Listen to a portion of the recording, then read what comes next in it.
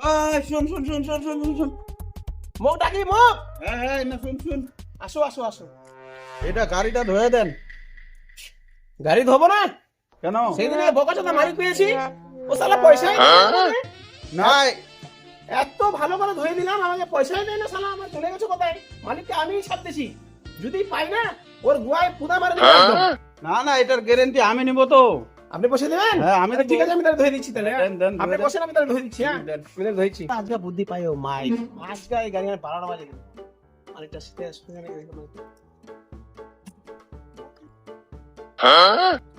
इधर का ही मौका चाहिए